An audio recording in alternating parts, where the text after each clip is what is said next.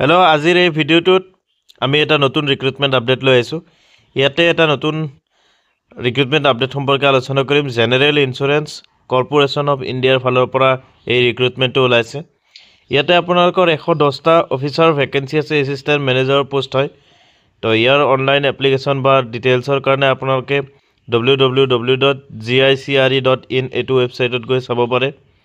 এই ভেকেঞ্চিটোৰ online registration আপোনালোকৰ আৰম্ভ হৈছে 4 ডিচেম্বৰৰ পৰা আৰু লাষ্ট ডেট হয় 19 ডিচেম্বৰ। তো ইয়াতে আপোনালোকৰ টেণ্টেটিভ এক্সাম ডেট দিছে 5 জানুৱাৰী। তো এতিয়া যদি আমি চাওঁ পোষ্টৰ কথা, আপোনালোকৰ যিখিনি ভেকেঞ্চি আছে ষ্ট্ৰীম ৱাইজ আছে। ফাৰ্ষ্ট অফ অল জেনেৰেল কেটেগৰীত আছে এছিষ্টেণ্ট মেনেজাৰ জেনেৰেল 18টা পোষ্ট আছে আৰু ইয়াৰ কাৰণে আপোনালোকৰ মিনিমাম এডুকেশ্যনেল কোৱালিফিকেশ্যন হ'ল graduate degree in any discipline. Minimum 60% থাকিব লাগিব জেনেৰেল আৰু OBCৰ কাৰণে, আৰু SC STৰ কাৰণে 55%। যদিহে আপোনালোকৰ পোষ্ট গ্ৰেজুৱেশ্যন আছে বা MBA আছে এইটো ডিজায়াৰেবল হয়। আৰু নেক্সট এটা কেটাৰ আছে আপোনালোকৰ এছিষ্টেণ্ট মেনেজাৰ লিগেল, তাত 9টা পোষ্ট আছে। ইয়াত আপোনালোকৰ ল' গ্ৰেজুৱেট হ'ব লাগিব, মানে LLB হ'ব লাগিব। 60% জেনেৰেলৰ কাৰণে, জেনেৰেল OBC আৰু SC STৰ কাৰণে 55%। ডিজায়াৰেবল LLM বা এক্সপিৰিয়েঞ্চ থকাটো এইটো ডিজায়াৰেবল হয়। নেক্সট এটা আছে আপোনালোকৰ এছিষ্টেণ্ট মেনেজাৰ HR। ইয়াতে পোষ্ট আছে 6টা। ইয়াৰে এডুকেশ্যনেল কোৱালিফিকেশ্যন আপোনালোকৰ গ্ৰেজুৱেট হ'ব লাগিব উইথ 60% আৰু পোষ্ট গ্ৰেজুৱেশ্যন থাকিব লাগিব HR মেনেজমেণ্ট বা পাৰ্চনেল মেনেজমেণ্টত। নেক্সট এটা ষ্ট্ৰীমত আছে আপোনালোকৰ ইঞ্জিনিয়াৰিঙৰ 5টা পোষ্ট আছে এছিষ্টেণ্ট মেনেজাৰ ইঞ্জিনিয়াৰ। তো ইয়াতে মেৰাইনৰ এটা, এৰ'নটিকেল এটা, মেকানিকেল এটা, চিভিল এটা আৰু ইলেক্ট্ৰিকেল এটা। কনচাৰ্ণ ট্ৰেডৰ আপোনাৰ বেচেলৰ বা ইন টেকন'লজি বা BE বা BTech হ'ব লাগিব, আৰু ME MTech যদি থাকে আপোনাৰ সেইটো ডিজায়াৰেবল হয়। তো নেক্সট আছে আপোনালোকৰ IT এছিষ্টেণ্ট মেনেজাৰ IT। ইয়াতে আপোনালোকৰ ইনফৰমেশ্যন টেকন'লজি, ইলেক্ট্ৰনিক্স, ইলেক্ট্ৰিকেল এইবোৰ ট্ৰেডৰ পৰা ইঞ্জিনিয়াৰিং হ'ব লাগিব, অথবা নৰ্মেল গ্ৰেজুৱেট হ'লেও হ'ব যদিহে আপোনালোকৰ MCA থাকে, masters in computer application. MCA যদি থাকে আপোনালোকে তেতিয়াহ'লেও ITৰ কাৰণে এপ্লাই কৰিব পাৰিব। কিন্তু ITত এপ্লাই কৰিলে আপোনাৰ কিছু স্কিল আছে যিখিনি আপোনালোকে জানিব লাগিব প্ৰগ্ৰেমিং সম্পৰ্কীয়। তো তলত সেইখিনি দিয়া আছে, চাম আমি। তো ইয়াতে যদি পোষ্ট গ্ৰেজুৱেশ্যন হয় বা IT প্ৰজেক্টত কাম কৰা এক্সপিৰিয়েঞ্চ থাকে তেতিয়াহ'লে এইটো ডিজায়াৰেবল হয়। নেক্সট এটা আছে আপোনাৰ এক্সুৱাৰী, এছিষ্টেণ্ট মেনেজাৰ ইন এক্সুৱাৰী। তো তাত আপোনালোকৰ 10টা পোষ্ট আছে। ইয়াৰো এলিজিবিলিটি ক্ৰাইটেৰিয়া গ্ৰেজুৱেট হয়, গ্ৰেজুৱেট থাকে। কিন্তু আপোনালোকৰ ইনষ্টিটিউট অফ এক্সুৱাৰী ছ'চাইটি অফ ইণ্ডিয়াৰ 7খন পেপাৰ আছে, সেই 7খন আপোনালোকৰ মিনিমাম 7খন আপোনালোকৰ থাকিব লাগিব। নেক্সট আপোনালোকৰ এটা আছে যে ইঞ্চুৰেঞ্চ, এছিষ্টেণ্ট মেনেজাৰ ইঞ্চুৰেঞ্চ। তাত আপোনালোকৰ 20টা পোষ্ট আছে। ইয়াৰ এলিজিবিলিটি ক্ৰাইটেৰিয়া আপোনালোকৰ গ্ৰেজুৱেট ডিগ্ৰী, লগতে পোষ্ট গ্ৰেজুৱেট ডিগ্ৰী বা diploma in general insurance, risk management, life insurance এইখিনি আপোনালোকৰ থাকিব লাগিব। জেনেৰেলৰ কাৰণে 60%, SC STৰ কাৰণে 55%। নেক্সট আছে আপোনালোকৰ মেডিকেলৰ, assistant manager medical, MBBS degree হ'ব লাগিব, 60% থাকিব লাগিব। এটা আছে ফাইনেন্স, য'ত আপোনালোকৰ minimum educational qualification BCom with 60% আৰু SC STৰ কাৰণে 55%। ইয়াতে আপোনালোকৰ 18টা পোষ্ট আছে। যদি MBA ফাইনেন্স, CFA বা CA থাকে এইটো ডিজায়াৰেবল হয়। টোটেল আপোনালোকৰ 110টা পোষ্ট আছে। ইয়াতে যিখিনি IT assistant manager IT post আছিলে তাতে কেইটামান এছেঞ্চিয়েল স্কিল লাগে, সেইখিনি মই আগতে কৈ দিলোঁ। তো আপোনালোকৰ ইয়াতে এছেঞ্চিয়েল স্কিলখিনি হ'ল ছফ্টৱেৰ ডেভেলপাৰ, তাৰপিছত আপোনালোকৰ network administrator, system administrator, information security officer. এইখিনি আপোনালোকৰ ইয়াৰ লগে লগে পাইথন বা ধৰক নেটৱৰ্ক ৰিলেটেড বা কম্পিউটাৰ ছিষ্টেম ৰিলেটেড সেইখিনি নলেজ আপোনালোকৰ থাকিব লাগিব।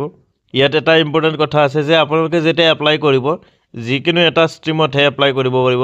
যেনে ধৰক আপোনালোকৰ জেনেৰেল আছে, HR আছে, ফাইনেন্স আছে। তো যিকোনো এটাত আপোনালোকে এপ্লাই কৰিব পাৰিব আৰু দুটাত এপ্লাই কৰিব নোৱাৰে।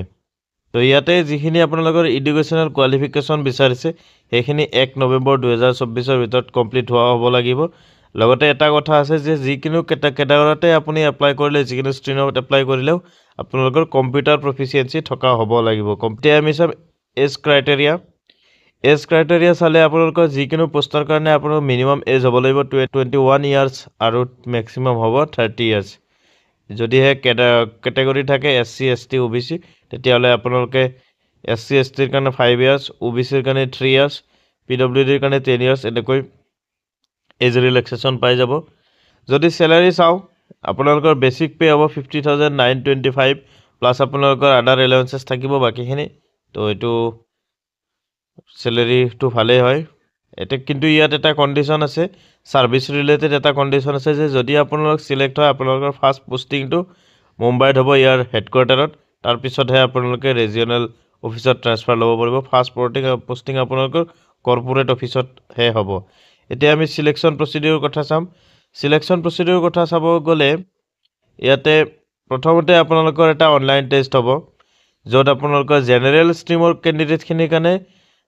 যদি চাও পাৰ্ট 8 এটা অবজেক্টিভ টাইপ কোৱেশ্চন হ'ব যত হায়াৰ অৰ্ডাৰ ৰিজনিং এবিলিটি বা ক্ৰিটিকেল থিংকিংৰ ওপৰত 40 কোৱেশ্চন থাকিব 40 মাৰ্কৰ নেক্সট আপোনাৰ পাৰ্ট বি আছে পাৰ্ট বিত হ'ব আপোনালোকৰ ৰিজনিংৰ 20টা কোৱেশ্চন থাকিব 20 মাৰ্ক আৰু ইংলিছৰ ওপৰত 25 কোৱেশ্চন 25 মাৰ্কস জেনাৰেল এৱাৰনেছৰ পৰা 20 কোৱেশ্চন 20 মাৰ্কস আৰু নিউমেৰিকেল এবিলিটি আৰু কম্পিউটাৰ লিটাৰেসিৰ পৰা 15 কোৱেশ্চন 15 মাৰ্কস থাকিব এইখিনি হ'ব আপোনালোকৰ অবজেক্টিভ বেস তাৰছত এটা পাৰ্ট সি আছে যেটো আপোনালোকৰ ডেসক্ৰিপটিভ হ'ব যত ইংলিছৰ পৰা 30 মাৰ্কস থাকিব তিনিটা কোৱেশ্চনত এছে প্ৰেচিজ আৰু কম্প্ৰিহেনচনৰ তো টোটাল আপোনালোকৰ 150 মাৰ্কস থাকিব তো এইখিনি আছিল জেনাৰেল ক্যাটাগৰীৰ কাৰণে তাৰ পিছত যিখিনি জেনাৰেল ষ্ট্ৰীমৰ বাকিখিনি যিখিনি ধৰক আপোনাৰ HR ফাইনান্স এক্সুয়াৰী তেনেকুৱা ধৰক ষ্ট্ৰীম আছিল সেইখিনিৰ কাৰণে সেপাৰেট এক্সাম হ'ব তাতে আপোনালোকৰ পাৰ্ট 8 থাকিব টেকনিক্যাল বা প্ৰফেশনাল নলেজৰ ওপৰত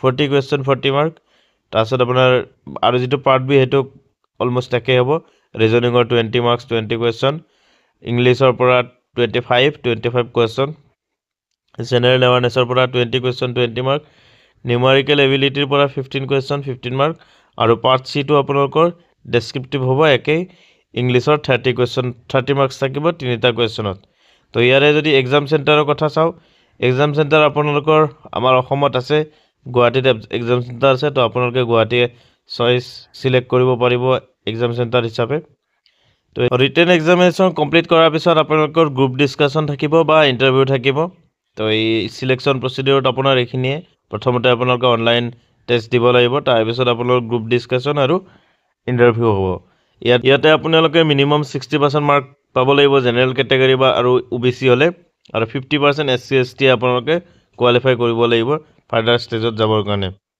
তো তাৰ পিছত আপোনালোকৰ ডকুমেন্ট ভেৰিফিকেশন হ'ব বা নৰমাল যিখিনি প্ৰসেস হয় তো এইখিনি আছিল আপোনালোকৰ কিন্তু ইয়াতে এটা কথা আছে যে যেটো টোটাল সময় আছিল 150 মিনিটস এক্সামৰ কাৰণে তাতে মানে সেকশনাল টাইমিং আছে 30 মিনিটস পাৰ্ট 1 অৰ যিখিনি অবজেক্টিভ আছিল যত আপোনালোকৰ জেনাৰেলৰ কাৰণে ক্ৰিটিকেল থিংকিং আছে তাৰ কাৰণে 30 মিনিটস থাকিব পাৰ্ট বি ৰ কাৰণে 60 মিনিট আৰু 60 মিনিট পাৰ্ট সি ৰ কাৰণে যিখিনি ডেসক্ৰিপটিভ হয় তো টোটাল আপোনালোকৰ 150 মিনিটস ইয়াতে এটো সেকশনাল হয় ইয়াতে এটা কথা আছে আপোনালোকৰ নেগেটিভ মাৰ্কিং আছে 1/4 এই পোষ্ট কেইটাত এপ্লাই কৰিবৰ কাৰণে আপোনালোকে www.gicre.in এটো ওয়েবসাইটত গৈ এপ্লাই কৰিব পাৰিব 4 ডিসেম্বৰৰ পৰা অনলাইন এপ্লিকেশন অলৰেডি ষ্টাৰ্ট হৈ গৈছে 19 ডিসেম্বৰ লাষ্ট ডেট তো ইয়াতে আপোনালোকৰ অনলাইন এপ্লিকেশন ফিজ এটা আছে যেটো 1000 रुपीस হয় প্লাস GST 18% আপোনালোকে দিব লাগিব তো এইখিনি আছিল এপ্লিকেশনত আপোনালোকে নিজৰ থাম ইমপ্ৰেছন ফটো সিগনেচাৰ আৰু এটা হ্যান্ড ৰিটেন ডিক্লেৰেচন দিব লাগিব এইখিনি